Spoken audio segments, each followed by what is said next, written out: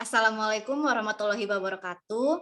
Kami di sini dari kelompok 4 Teknologi Hasil Hutan RB akan mempresentasikan hasil diskusi kami mengenai komoditas hasil hutan bukan kayu, yaitu mengenai pemanfaatan rotan.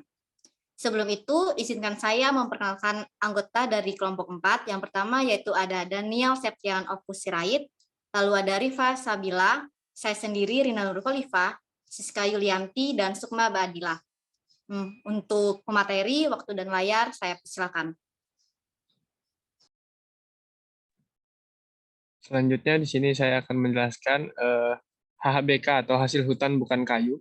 Menurut Peraturan Menteri Kehutanan nomor P35 garis miring Menhut strip 11 garis miring 2007, pasal 1 ayat 3, hasil hutan bukan kayu yang selanjutnya disingkat HHBK adalah hasil hutan hayati, baik nabati maupun hewani, termasuk produk budidaya kecuali kayu yang asalnya dari hutan. Dan hasil hutan bukan kayu atau HHBK dapat pula diartikan sebagai segala sesuatu yang bersifat material bukan kayu yang diambil dari hutan untuk dimanfaatkan bagi kegiatan ekonomi dan peningkatan kesejahteraan masyarakat. Selanjutnya jenis komoditas HHBK. Hasil hutan bukan kayu terdiri dari benda-benda hayati yang berasal dari flora dan fauna. Selain itu termasuk juga jasa air, udara, dan manfaat tidak langsung dari hutan, menurut Undang-Undang Nomor 41 Tahun 1999.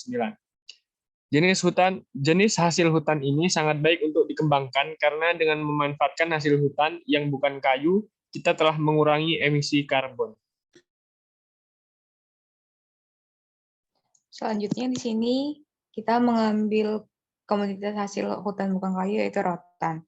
Rotan merupakan komoditas hasil sumber daya alam hutan non-kayu yang banyak tumbuh pada daerah hutan hujan tropis. Tanaman rotan adalah sejenis tanaman palem merambat yang bisa tumbuh dengan panjang mencapai 100 meter lebih. Rotan memiliki nilai jual tinggi, terutama untuk kegiatan ekspor. Selain nilai ekonomi, rotan juga menjadi indikator kesehatan ekologi hutan.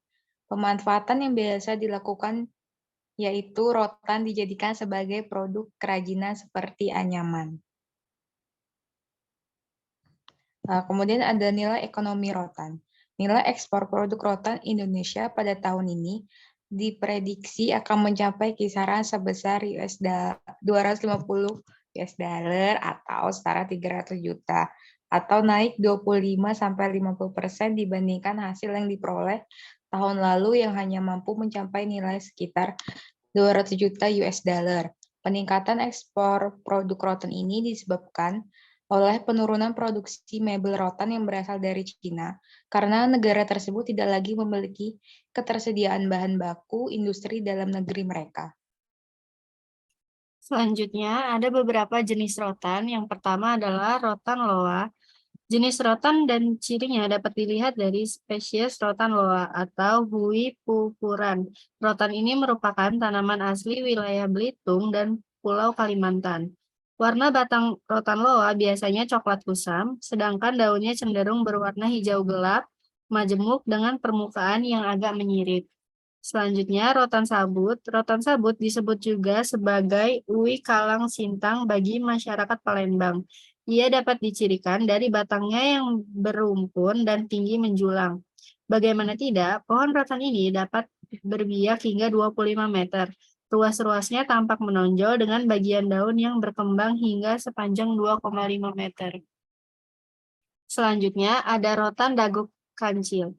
Rotan dago kancil adalah salah satu jenis rotan yang berasal dari Pulau Sumatera dan Kalimantan. Mereka tertanam di wilayah pinggiran sungai dengan panjang batang 35 meter. Meski menjulang tinggi, diameter batang tersebut hanya berkisar 10 mm.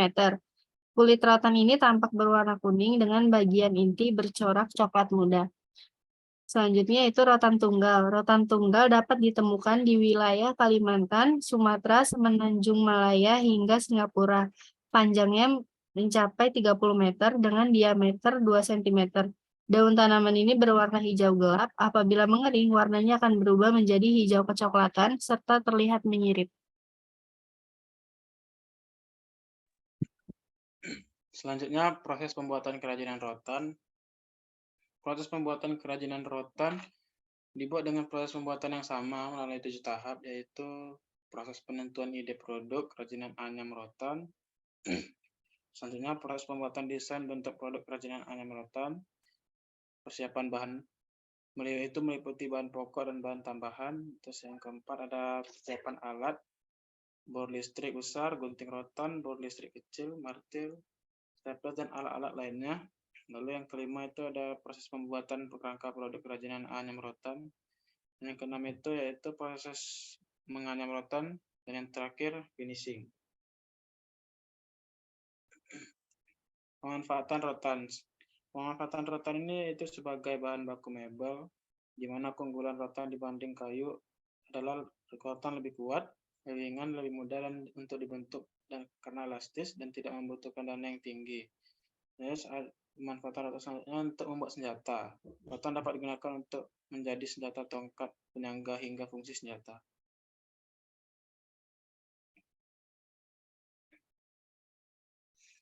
Terus ada sebagai getah rotan sebagai meni. Manfaat rotan juga bisa digunakan untuk melapisi kayu agar terlihat artistik dan mengkilap. Dan yang terakhir itu konstruksi atap rumah kayu. Sifat rotan sangat elastis dan kuat, pemberian zat pengawet yang tepat akan membuat kualitas rotan jadi lebih tahan lama.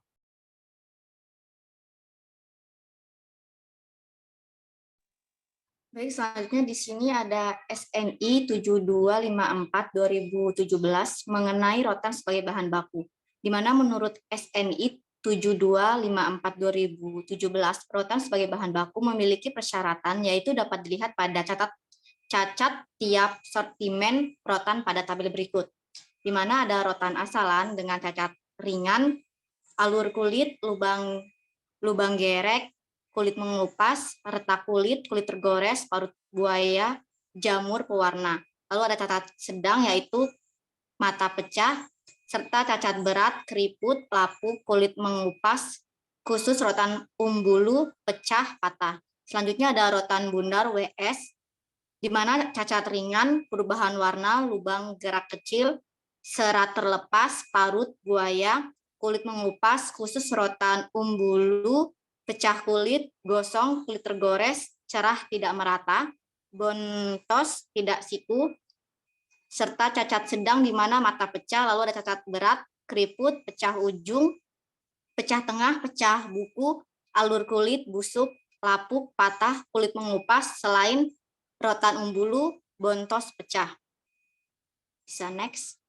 Selanjutnya ada rotan pudar pendek dengan cacat ringan, perubahan warna, lubang gerak kecil, serat terlepas, parut buaya, kulit mengelupas, khusus rotan umbulu, pecah kulit, gosong, kulit tergores, cerah tidak merata, bontos tidak siku, dengan cacat ringan, mata pecah, serta cacat berat, di mana keriput, pecah ujung, pecah tengah, pecah buku, alur kulit busuk, lapuk, patah, kulit mengelupas, selain rotan umbulu, bontos, pecah.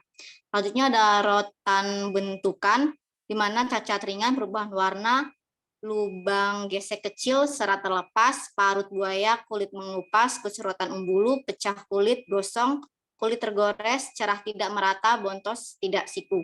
Dengan cacat sedang, mata pecah, lalu ada cacat berat yaitu keriput, pecah ujung, pecah tengah, pecah buku, alur kulit busuk, lapuk, patah, kulit mengelupas, selain rotan umbulu, bontos, pecah. Lalu ada rotan kikis buku, di mana cacat ringannya perubahan warna, lapuk gesek kecil, serat terlepas, parut, buaya, kulit mengelupas, khusus rotan umbulu, pecah kulit, gosong, kulit tergores, cerah tidak merata, bontos, atau siku. Dengan cacat sedang tidak ada, serta cacat berat, keriput pecah ujung, pecah tengah, pecah buku, alur kulit busuk, lapuk, patah, kulit mengelupas, selain rotan umbulu, bontos, pecah. Lalu yang keenam ada rotan bundar kupasan, di mana dengan cacat ringan, perubahan warna, lubang gesek kecil, serat terlepas, parut buaya, gosong, cerah tidak merata, bontos, tidak siku. Dengan tidak ada cacat sedang, serta cacat berat, keriput, pecah ujung, pecah tengah, pecah buku, lapuk, patah, bontos pecah. Lalu yang ketujuh ada kulit rotan, di mana dengan cacat sedang, perubahan warna, kulit terlepas, parut buaya, kulit mengupas, pecah kulit, kulit tergores, gosong, bontos, tidak sikut. Dengan cacat sedang, mata pecah, dan cacat berat, keriput, pecah ujung, pecah tengah, pecah buku, alur kulit busuk, lapuk, patah, kulit mengupas, selain rotan umbulu, botos, pecah. Baik, sekian dari kelompok 4. Mohon maaf apabila ada kesalahan baik kata maupun sikap. Kami akhiri. Wassalamualaikum warahmatullahi wabarakatuh. Terima kasih.